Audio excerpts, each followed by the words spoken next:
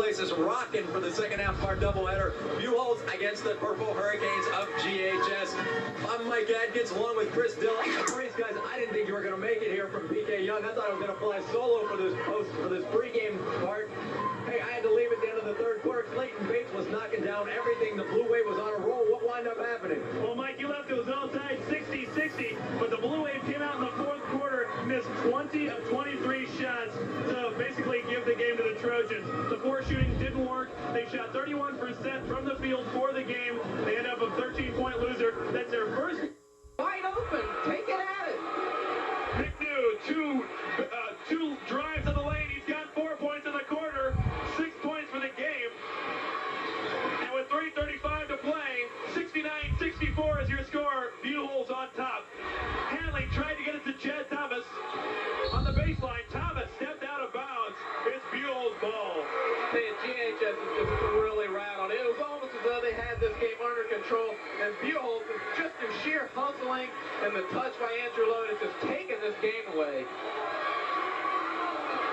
The shot won't fall. Antonio Williams pulls down the board, and Carlton, I just saw a foreign object thrown onto the floor at Scott Fisher, the official. And the fans are really starting to get out of hand a little bit as Jimmy Thomas throws up the three, and he's got it. We thought before they were going to be out of hand. They're going to be out of hand now, especially. Leggett drives in on Chad Thomas and gets called for the charge. Well, Leggett may have been a little bit out of control there. I think it was a good call by the official there. Leggett turned around, didn't really know where he was. The defensive man was just standing right there, and he ran into him, and he got the charge. Good call. Chad Thomas now with 19 points on the evening. Jimmy Thomas has got 16. But the leading scorer right now for the Bobcats is Albert Leggett with 22.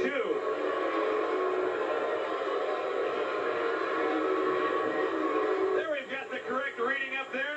And one more time, we'll tell you to watch Sports Week. It's the most comprehensive coverage of high school areas.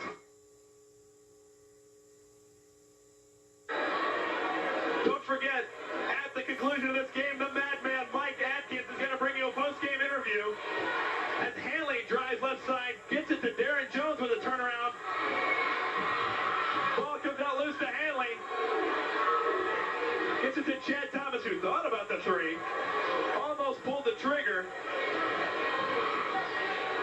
Inside to Thomas, working on Zarni, and gets the roll. Chad Thomas is the bread and butter for GHS. When you need a big play, you go down low to him, and that's what they did. It just looked like Buchholz was taking control of the game. Now GHS trying to get a little bit of momentum. 21 points for Chad Thomas. Derek Zarni's got the ball on the baseline. Gets it to Whited. Whited gets it inside to Leggett, or to Claxton Owens rather, and gets it rejected.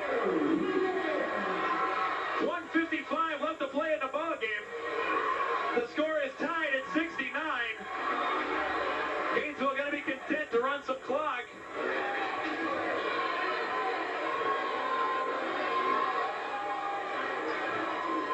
You know, I don't know that they're trying to eat some clock as so much as they're really trying to rest. Darren Jones gets it rejected by Owens. This is amazing, Chris. Buchholz gets a three-pointer. GHS comes back and answers with a three-pointer. Block shot for GHS down at one end. We come back. Claxton Owens with a block shot down at this end. They keep trading baskets and block shots. Trevor Hanley tries to drive on Leggett, kicks it out to Jimmy Thomas for the three. It won't go. McNew comes up with a loose ball. He gets the rebound and wisely brings it back out to reset the Bobcat offense. And Rick Swain wants a time. I think they're going to be real patient trying to get a high percentage shot in near the basket. 1:05 left in the ball game. McNeil working on Jimmy Thomas. Kicks it back out to Albert Leggett, who readjusts the mouthpiece, a Leggett trademark, and tries to get it ahead, but the pass is saved by McNeil, but he flips it to Darren Jones, who mishandles it with a double dribble. What a shame. What a shame for Darren Jones. They forced the errant cross-court pass by Leggett. They almost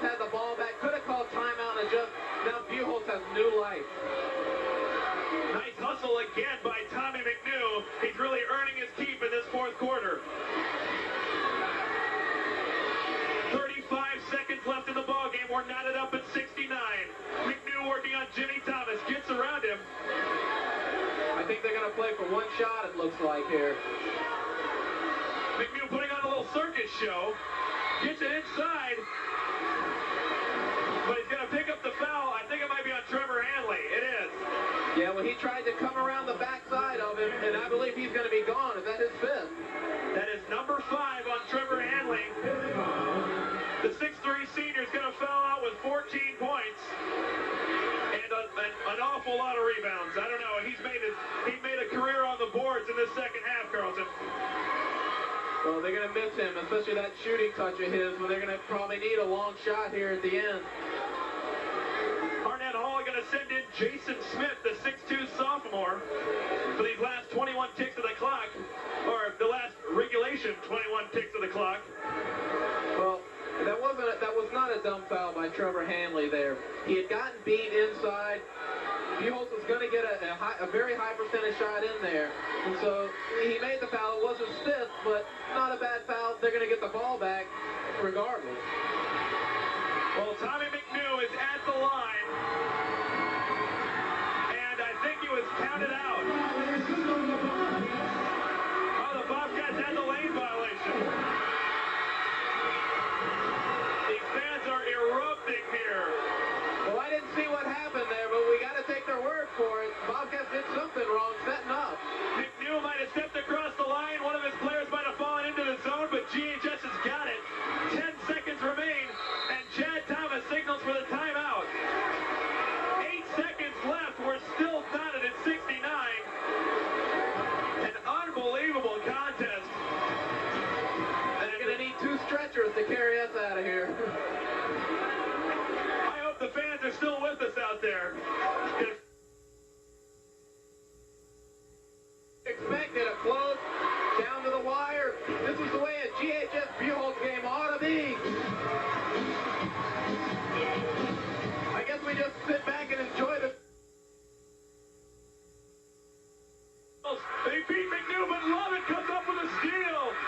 Andrew Lovett gives it out to Ramsey, and we are headed into extra time. Holy cow. Fans, we are going to regroup here in the press box. We're going to kick it away for just a short second. We'll be right back after this. Tickets are now up. Slipped around the defender. Tom McNew trying to go right side on Jimmy Thomas. Throws up the off-balance shot.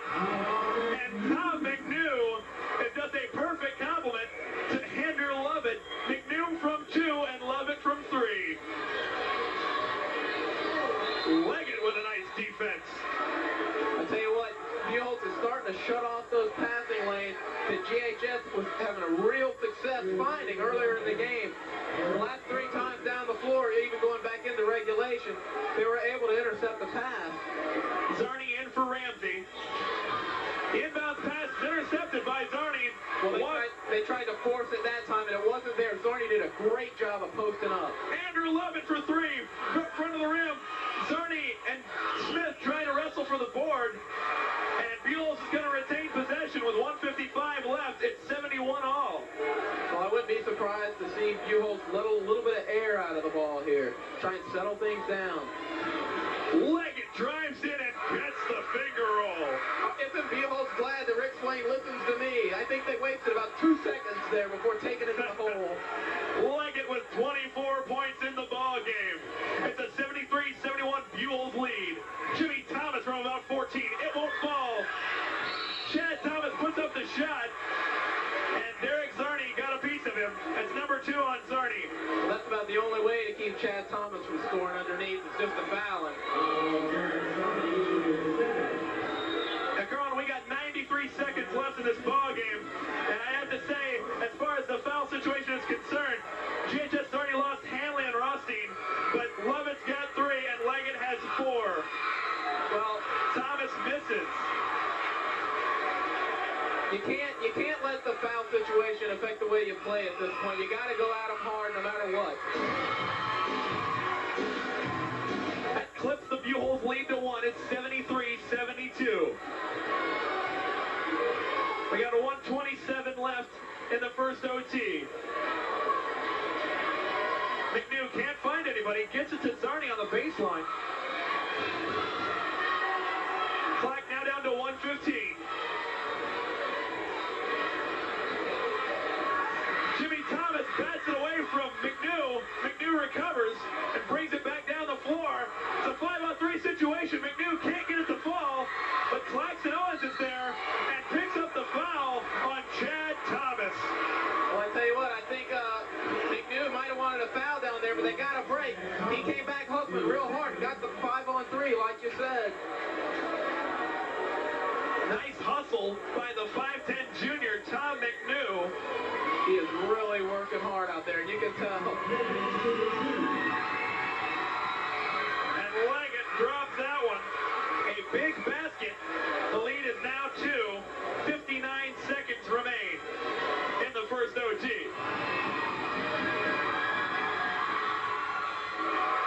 Well, Leggett's a 63% free throw shooter, but I would like to see a statistic on what he is in these kinds of situations.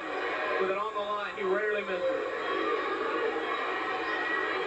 He's 5 of 7 from the stripe in the second half. Darren Jones gets it to Smith, back to Thomas. Jimmy Thomas forces it from the free throw line, and Lovett pulls down the board. Andrew Lovett racing back down court. Darren Jones got a piece of him as Lovett went up for the basket. I'm a little bit surprised that Lovett took the ball and went to the hole. I thought he would have kicked it out, run some time off. They got a 3-point lead. It was apparent what Jimmy Thomas was trying to do down there was to maybe hit a basket and draw a foul. It really didn't look like he had that great of a shot, but the man was on it, so he shot it. Gainesville's going to call timeout and let the Cats think about it as they extend their lead to 4, 76-72.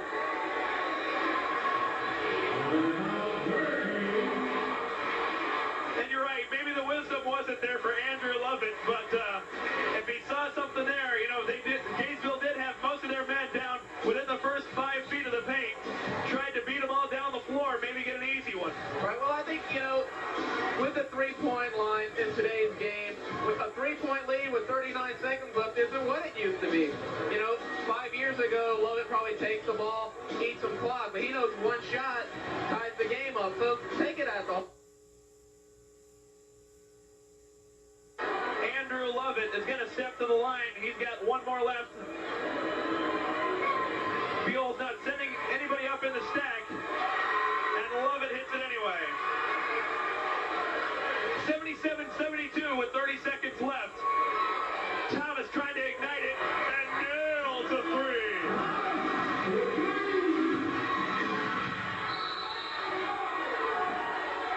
And coming back down the floor, Thomas commits the foul on Albert Leggett.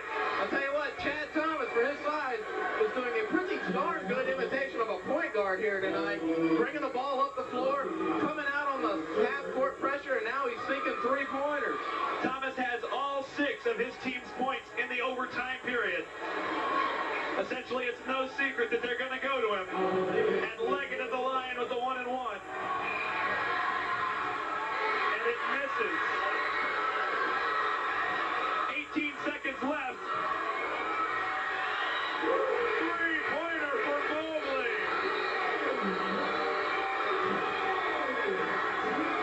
An unbelievable basket for the 6-foot sophomore from the corner, and this place is exploding.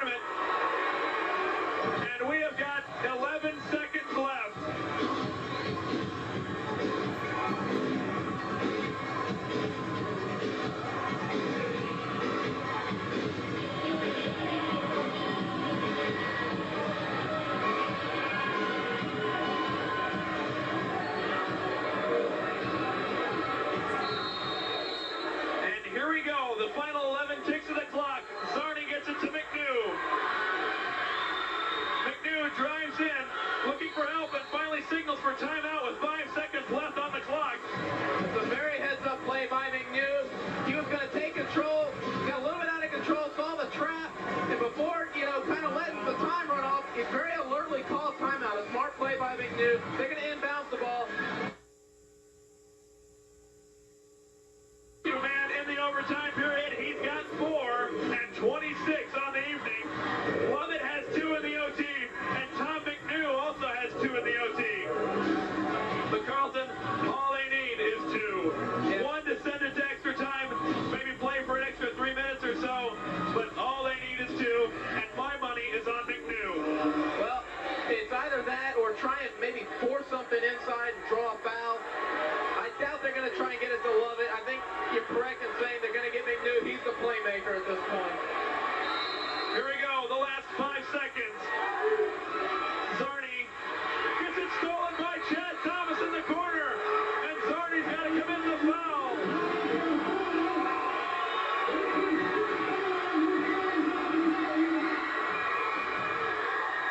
My bad, they gave it to Leggett.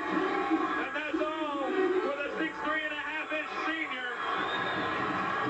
He fouls out of the ballgame with 26 points. And now Chad Thomas is going to go to the line shooting 1 and 1. They've only got 3 seconds to work with. Do the Bobcats.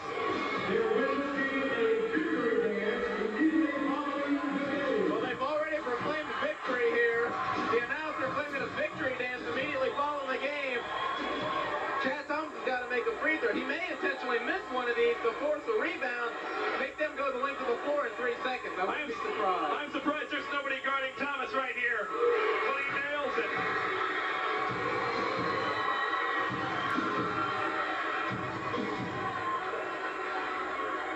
This would extend Gainesville's lead to 3. We're just going to sit back and let you watch.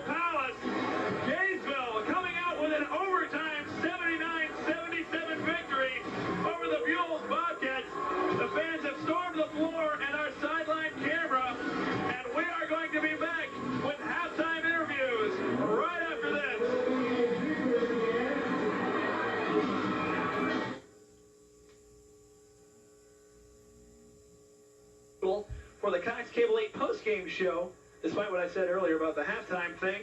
But we have just seen one of the finest high school basketball games anywhere, probably the finest recorded at Cox Cable 8, and you were a part of it. Gainesville coming out at 79-77.